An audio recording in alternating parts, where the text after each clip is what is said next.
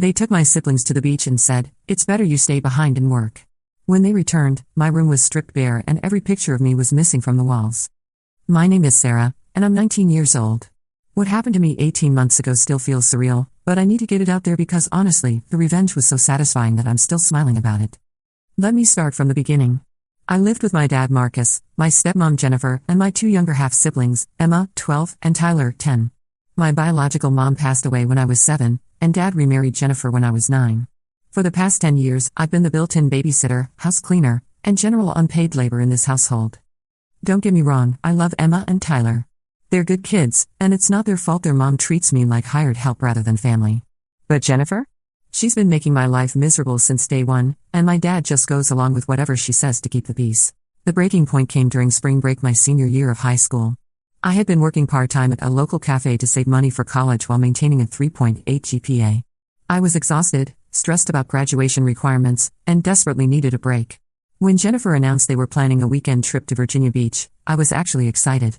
I started mentally packing, thinking about how nice it would be to relax by the ocean. That's when Jennifer dropped the bomb. "Actually, Sarah, it's better you stay behind and work," she said casually while loading the dishwasher. "Someone needs to deep clean the house while we're gone, and you could pick up extra shifts at the cafe. Emma and Tyler are so excited for some quality family time." I felt like I'd been slapped.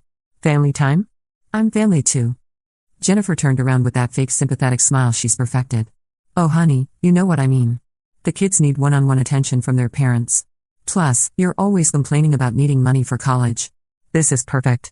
My dad, Marcus, was sitting at the kitchen table reading his newspaper. I looked at him desperately, waiting for him to say something, anything, to defend me. Instead, he just nodded along. "Jennifer's right, kiddo. You'll be more productive here anyway." My heart shattered. Kiddo. That's what he used to call me when I was little and he actually paid attention to me. Now it just felt patronizing. "But I haven't had a real break in months," I protested. "I've been taking care of Emma and Tyler every weekend, doing all the household chores, working, and keeping up my grades. I need this trip." Jennifer's expression hardened. "Sarah, we've given you a roof over your head and food on the table for 10 years. The least you can do is contribute to this family instead of being selfish." That word, selfish, echoed in my head. I was selfish for wanting to spend time with my own family. I was selfish for wanting a break from being their live-in maid and babysitter. I watched them pack their bags that Friday morning. Emma came up to me with tears in her eyes. "I wish you could come, Sarah. It won't be as fun without you." Tyler hugged my legs. "Who's gonna play video games with me?" "You'll have fun with Mom and Dad," I told them, forcing a smile. "Take lots of pictures for me, okay?" Jennifer overheard and rolled her eyes. "They'll be fine. You need to stop making this about you." After they left, I sat in the empty house feeling more alone than I ever had in my life. That's when something inside me snapped. I was tired of being treated like I didn't matter, like I was just some burden they had to deal with. I decided it was time they realized exactly what they'd be losing. I called in sick to work that weekend, the first time I'd ever done that. Technically, I wasn't scheduled to work anyway since it was spring break, but I had planned to pick up extra shifts for the money. Instead, I spent the entire 2 days methodically removing every trace of myself from the house. I started with my bedroom. I packed every single piece of clothing, every book, every knickknack that belonged to me. My laptop, my phone charger, my jewelry box that had been my mom's, everything went into boxes. It took multiple trips, but I managed to fit most of my belongings into my beat-up Honda Civic by making several runs to a storage unit I rented that morning. Then I moved to the common areas. Every family photo that included me came down from the walls. The living room had a whole gallery wall of pictures, and after I removed the ones with me in them, there were these obvious rectangular gaps where the pictures used to hang. I didn't replace them with anything. In the kitchen, I removed the drawing Emma had made of our family that included me, which had been hanging on the refrigerator for 2 years. I took down the certificate from when I made an honor roll that Dad had proudly displayed. I removed the magnet I brought back from my school trip to Washington, D.C. I went through every room systematically. The bathroom lost my toiletries, my towels, my shower caddy. The laundry room lost my detergent and fabric softener. I even took the coffee mug with my name on it that Emma had made me in art class. But here's where it gets interesting. I didn't just pack my stuff randomly. I had a plan. The first thing I did was document everything. I took photos of my room before I started packing, showing all my belongings in their usual places. I took pictures of the family photos on the walls, the kitchen magnets, everything. I wanted proof of how integrated I was into this household, how much space I actually occupied in their lives. As I packed, memories flooded back. I found the journal I'd kept when I was 13, full of entries about feeling invisible in my own home. There was one entry from Christmas that year that made me cry. Jennifer gave Emma and Tyler these amazing presents, but I got a pack of socks and a grocery store gift card. When I thanked her, she said, "Well, you're always complaining about needing things." I wasn't complaining. I was just mentioning that my shoes had holes in them. I found cards I'd made for Father's Day over the years that Marcus had never acknowledged. Birthday gifts I bought for Jennifer with my babysitting money, hoping she'd warm up to me. She'd always said thank you politely, but I'd never seen her use or wear anything I'd given her. In my closet, I discovered the dress I bought for Jennifer and Marcus's wedding anniversary dinner last year. I'd been so excited to celebrate with them, had saved up for weeks to buy something nice. Then, the night before the dinner, Jennifer told me they decided it should be just the four of them and that I should stay home with pizza money. I never got to wear the dress. Each item I packed represented a moment when I tried to belong, tried to be part of the family, only to be pushed aside. The anger that had been simmering for years started boiling over. I decided to get creative with my removal process. In the living room, there was a family portrait we'd taken at JCPenney Portrait Studio 2 years ago. Jennifer had insisted on getting wallet-sized copies for everyone. I found the stack of photos in the junk drawer and took every single copy that included me, leaving behind only the ones that were just Marcus, Jennifer, Emma, and Tyler. I left those scattered on the coffee table with a note: "Here's the family photos you actually wanted." In the bathroom, I didn't just take my toiletries, I took the shower curtain I'd bought with my own money when Jennifer complained the old one was moldy. I took the bath mats I purchased with my earnings. I took the towel hooks I'd installed myself because I was tired of my towels falling on the floor. Suddenly, the bathroom looked sparse and unwelcoming. The kitchen was where I really made my point. I'd been doing most of the cooking for 2 years, ever since Jennifer started working longer hours. I took every cookbook I'd bought, every specialty utensil I'd purchased with my own money, every spice I'd added to the rack using money from my cafe job. I took the coffee maker I'd saved up for and bought as a Christmas gift for the family, though it had come from my own paycheck. I took the blender I'd bought specifically for making Emma's morning smoothies when she went through her health food phase. I opened the refrigerator and looked at all the meal prep containers I'd filled that week before they left for their trip. I'd spent my Friday night cooking and portioning meals for the following week, thinking I was being helpful. Instead, I dumped all of it into garbage bags. If they wanted home-cooked meals, they could make them themselves. But the most satisfying part was what I did in Emma and Tyler's rooms. Now, before you judge me, I didn't take anything that belonged to them. But I had contributed so much to their lives over the years: artwork I'd helped them create that was hanging on their walls, photos I'd taken of them at various events, little organizational systems I'd set up to help them keep their rooms clean. In Emma's room, I created this whole gallery wall of her achievements, photos from school events, certificates from piano recitals, artwork from different grades. I'd spent hours arranging it perfectly, and she loved showing it off to friends. I took down every photo I'd taken, every certificate I'd helped her frame, every piece of artwork I encouraged her to create. The wall looked bare and sad. Tyler's room had a similar treatment. I'd set up this elaborate Lego display system for him, complete with labeled bins and rotating showcases for his favorite builds. I dismantled the whole thing and packed it up. I'd bought most of the storage solutions with my own money anyway. I left their rooms functional but noticeably different. Emma had always said I was the one who helped make her room feel cozy and special. Tyler often showed off to his friends about the organizational systems I'd created for him. Now they'd see what their rooms looked like without my influence. The hardest part was going through the family computer and copying all the photos I'd taken over the years to my personal laptop, then creating a separate folder for them labeled Sarah's Photos, Do Not Delete. I left them a note explaining that while I'd taken copies of the photos I'd personally captured, the originals would remain on the family computer, but they belonged to me as the photographer. Years of memories: Emma's first day of middle school, Tyler learning to ride a bike, Christmas mornings, birthday parties, I'd documented all of it. I found videos I'd taken of Tyler's soccer games, Emma's piano recitals, family movie nights. Hours of footage of their lives that I'd carefully edited and saved. All of it went with me. As I worked, I started finding things I'd forgotten about, like the time capsule I'd helped Emma and Tyler create when they were younger. We'd planned to open it when Tyler turned 16. I took that too, along with the photos we'd taken during the creation process. If they wanted to exclude me from family activities, they could exclude me from family memories too. The more I removed, the more obvious it became how much I'd contributed to making that house a home.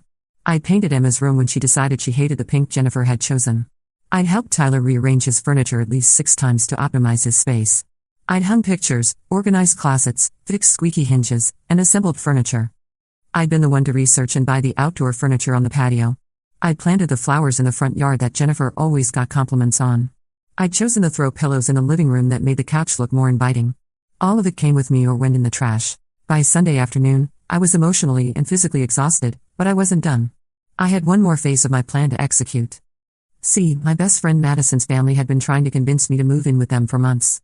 Madison's mom, Patricia, had known my biological mother since they were kids, and she'd always felt protective of me. She'd witnessed how Jennifer treated me and had repeatedly offered me their spare room, especially since Madison was heading off to college in the fall anyway. I'd always declined because I felt guilty about abandoning Emma and Tyler. But that weekend, sitting in that empty house, I realized I wasn't abandoning them, I was being abandoned by the people who were supposed to love me. So I called Patricia and asked if the offer was still open. She drove over immediately with Madison and her dad Robert to help me move. Patricia took one look at me and wrapped me in the biggest hug. "Sweetie, you should have called months ago," she said. "You're family to us." They helped me load everything into their SUV and my car. Patricia was horrified when I explained what had happened. "They went to the beach without you? After everything you do for that family?" The best part? Patricia is a real estate agent and knows about home staging. She helped me arrange the house so that my absence was as obvious as possible without actually damaging anything. We left the furniture exactly where it was, but the gaps on the walls were glaring. My empty bedroom looked like someone had died. The final touch was something I'd been planning since Saturday morning. I created a photo album titled What Family Actually Looks Like and filled it with pictures from my time with Madison's family over the years. Photos of Patricia braiding my hair before school dances when Jennifer was too busy. Pictures of Robert teaching me to change a tire when Marcus said he'd show me later, which never came. Images of family dinners where I was included in conversations, where my opinions mattered, where I was asked about my day and actually listened to. I left this album prominently displayed on the coffee table, open to a photo of me laughing at Patricia's kitchen table while she helped me with calculus homework. The contrast between my genuine smile in that photo and my forced smiles in our family pictures was stark. I also decided to leave behind some strategic evidence of what they'd be missing. In the laundry room, I left a detailed schedule I created of everyone's activities, showing how I'd been coordinating rides for Emma and Tyler, managing their schedules, and ensuring everyone's needs were met. Without me, they'd have to figure out how Tyler would get to soccer practice on Tuesdays when Marcus was at work and Jennifer had her book club. I left a meal planning chart on the refrigerator showing 2 months of dinners I'd planned and prepared.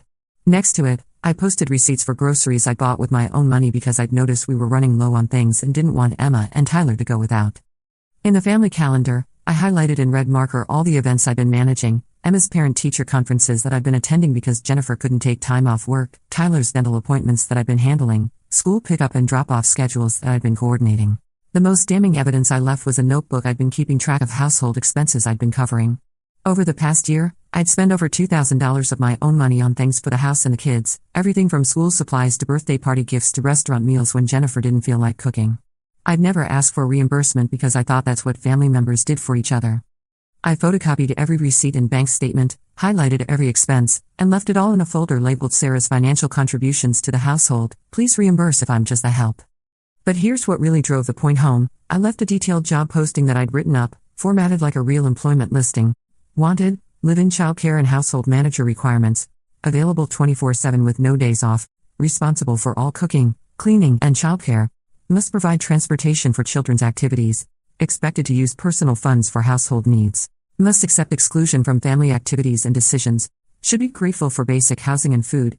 Previous experience being treated as invisible A+. Compensation, occasional thank you, criticism when things go wrong, and the privilege of being told you're selfish when you ask for basic respect. Benefits, none. You're lucky to be here. Note, this position was previously filled by a family member who foolishly thought she deserved to be treated as such.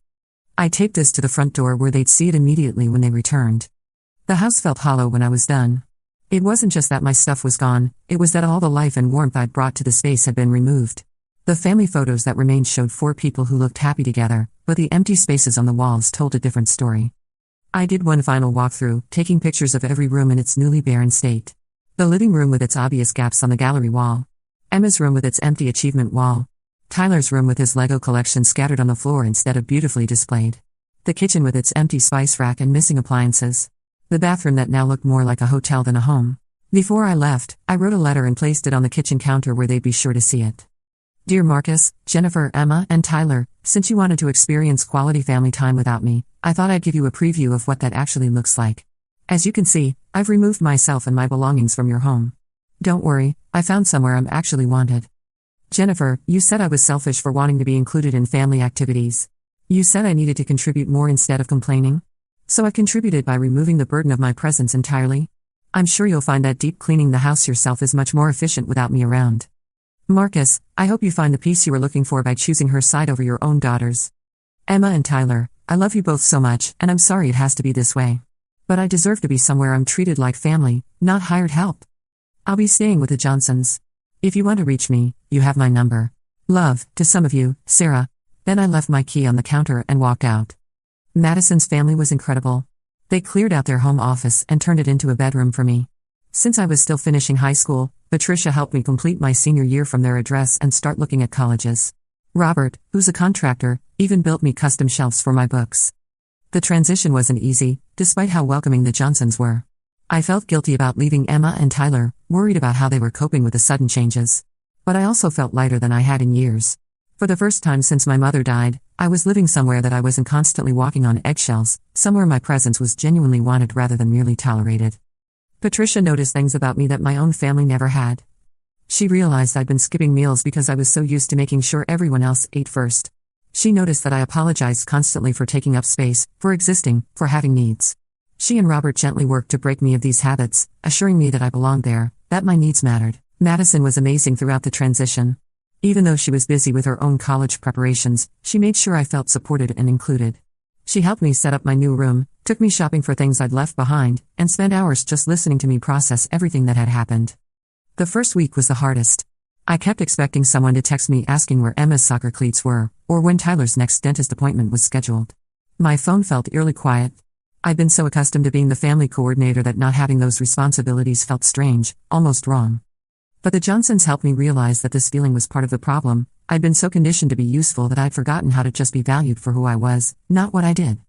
Patricia sat me down one evening during my first week there and said something that stuck with me. Honey, love isn't something you earn by being useful.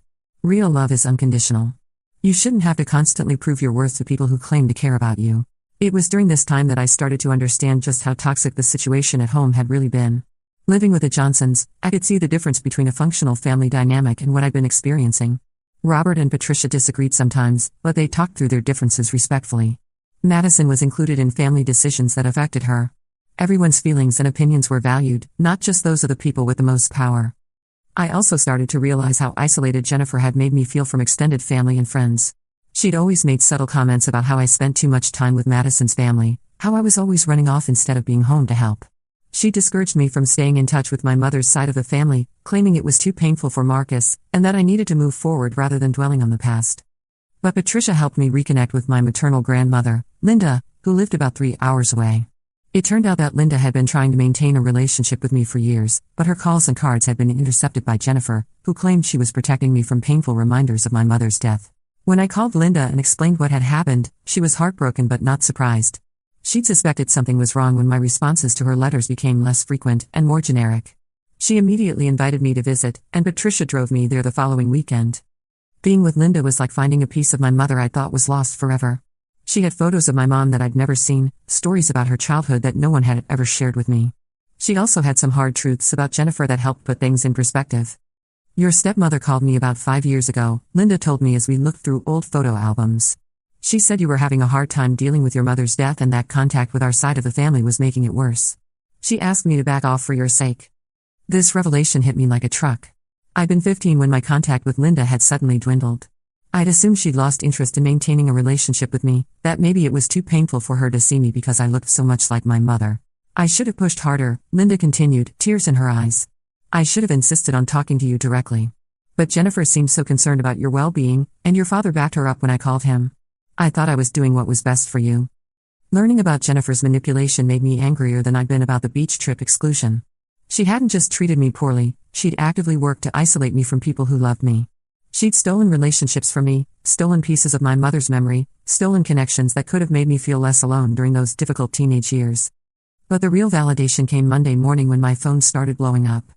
First, it was Emma calling, crying. Sarah, where are you? Your room is empty and Mom is freaking out.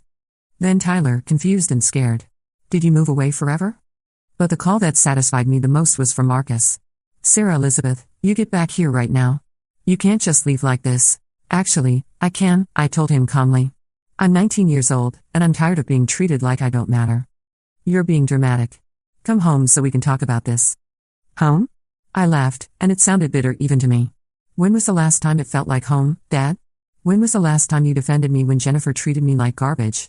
When was the last time you included me in family decisions or activities? Silence. I thought so, I continued. I'm staying where I'm wanted. Jennifer grabbed the phone from him. Sarah, this is ridiculous. You can't just abandon your responsibilities. What responsibilities? You mean the ones you never asked if I wanted? The ones where I get all the work and none of the benefits? I'm not your live-in babysitter anymore, Jennifer. Those children love you. How can you do this to them? This made me laugh again. I'm not doing anything to them.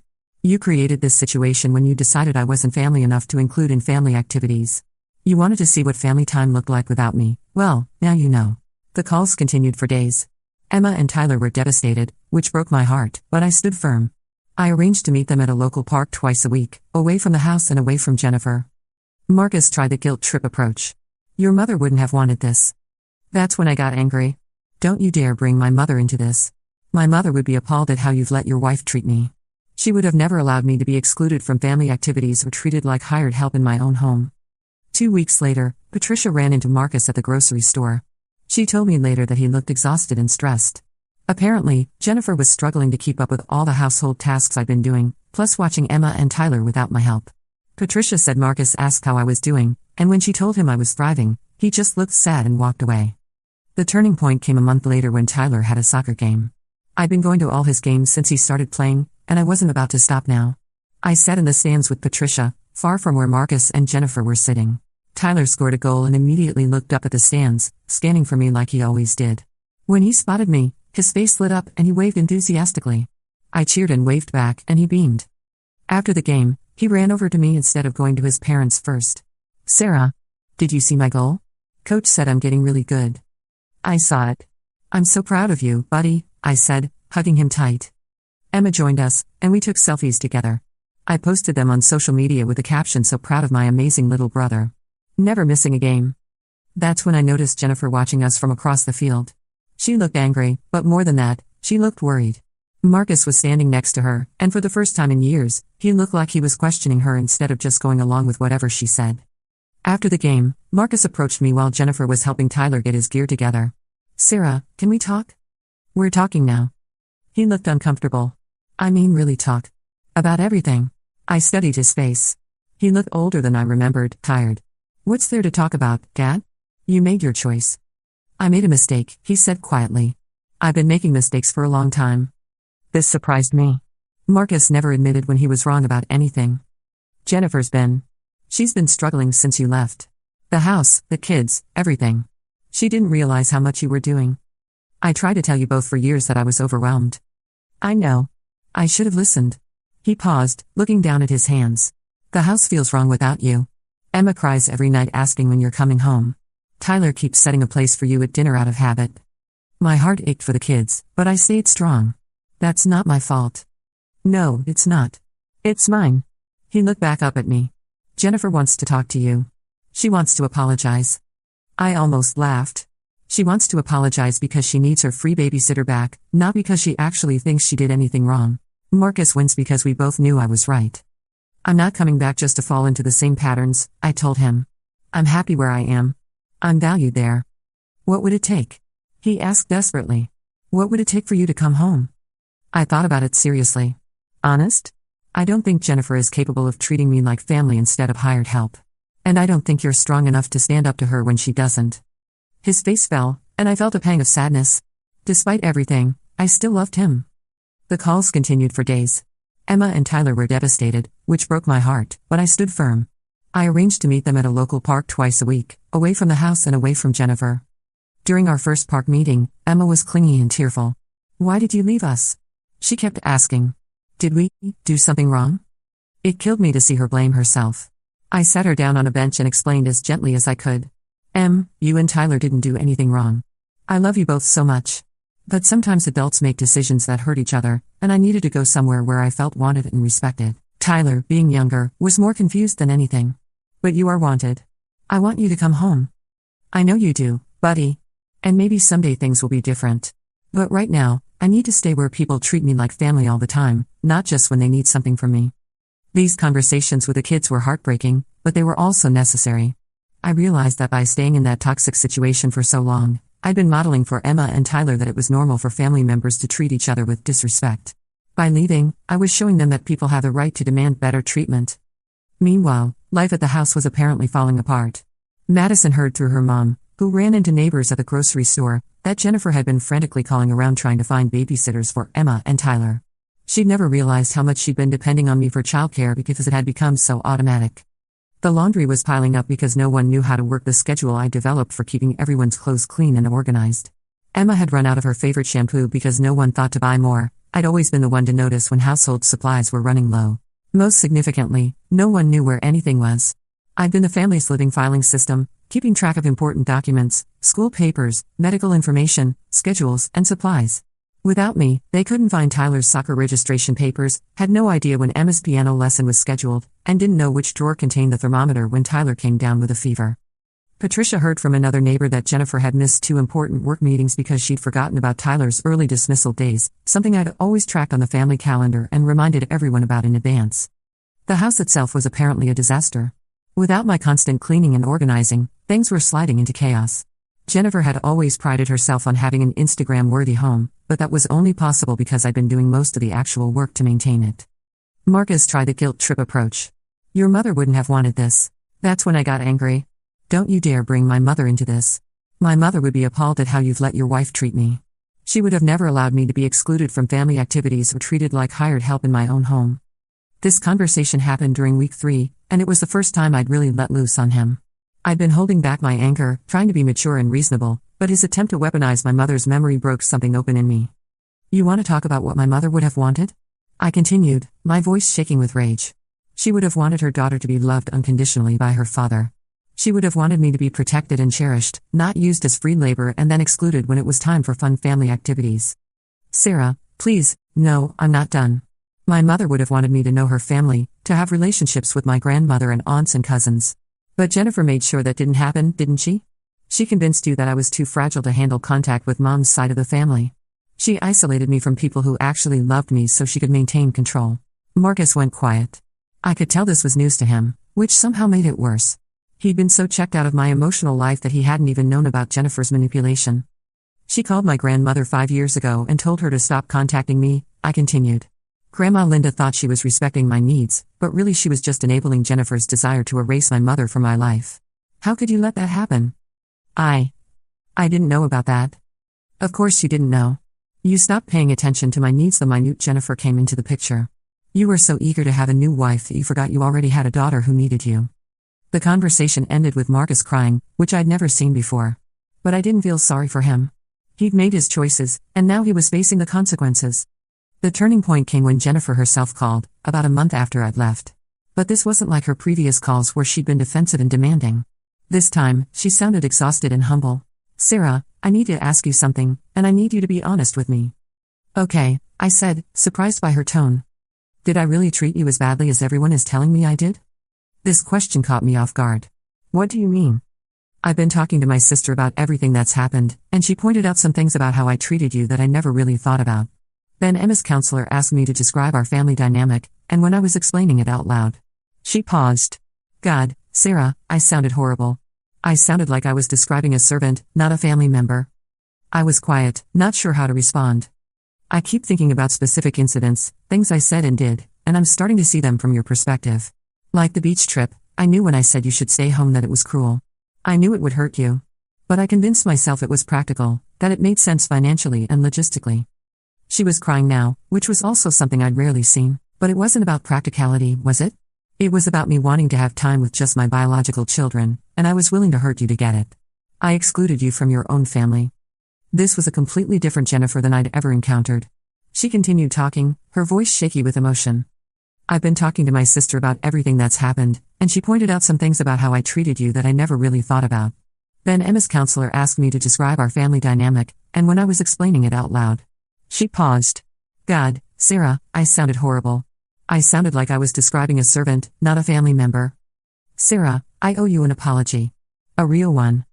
I was skeptical. Okay, I'm listening. I've been thinking a lot about how I've treated you over the years, especially after trying to manage everything you were doing. I didn't realize how much responsibility I'd been putting on you or how unfair I was being. She paused, and I could hear her taking a shaky breath. The beach trip was the last straw, wasn't it? I knew when I said you should stay home that it was cruel. I knew it would hurt you. But I was so focused on having alone time with my biological children that I forgot you're Marcus's daughter too. I forgot that you're part of this family. I was quiet, processing. Emma's been seeing a counselor because she's been so upset about you leaving. The counselor asked me to describe our family dynamic, and when I was talking about it out loud. God, Sarah, I sounded horrible. I sounded like I was describing a servant, not a family member. This was not what I had expected from Jennifer. Ever. I'm not asking you to forgive me right away, she continued. I'm not even asking you to come back. I just needed you to know that I finally understand what I did to you, and I'm sorry. I'm so sorry. I found myself crying, which surprised me. I'd been angry for so long that I forgot there was sadness underneath it all. I needed to hear that, I admit it. But Jennifer, I can't just come back and pretend everything's fine. Too much has changed. I know. I understand if you can't forgive me. I understand if you never want to live with us again. I miss you. Emma and Tyler miss you. Even Marcus, though he's too stubborn to say it properly, misses you. We talked for over an hour. Jennifer told me about how she'd grown up in a house where she was expected to take care of her younger siblings, and how she'd unconsciously repeated that pattern with me. She talked about how scared she'd been of being a stepmother, and how she'd overcompensated by prioritizing her biological children. None of it excused her behavior, but it helped me understand it. The breakthrough came when she said, I keep thinking about how I would feel if someone treated Emma the way I treated you. If someone made her feel like she didn't belong in her own family. It makes me sick to think about. That's when I knew her apology was genuine. We agreed to family counseling, all of us together. Patricia and Robert supported my decision, even though they made it clear I always had a home with them. The counseling sessions were intense. Emma and Tyler got to express how confused and hurt they'd been by the whole situation, though the therapist helped them understand the concepts in age-appropriate ways. Marcus had to confront how he'd failed me as a father by not protecting me from Jennifer's treatment. Jennifer had to face the reality of how her actions had affected everyone in the family. It took 6 months of weekly sessions, but we slowly started to rebuild our relationship. Jennifer and I established new boundaries. I would not be automatically responsible for childcare or housework. If they needed help, they would ask, not demand. I would be included in all family activities and decisions that affected me. Most importantly, Marcus learned to speak up when he disagreed with Jennifer instead of just going along with whatever she said. I didn't move back home right away. I stayed with the Johnsons through my senior year and started community college in the fall. But I began spending weekends at the house again, and holidays and family dinners. The first time Jennifer invited me to go shopping with her and Emma, just because she wanted to spend time with me, not because she needed me to watch Emma, I almost cried. It was such a small thing, but it meant everything.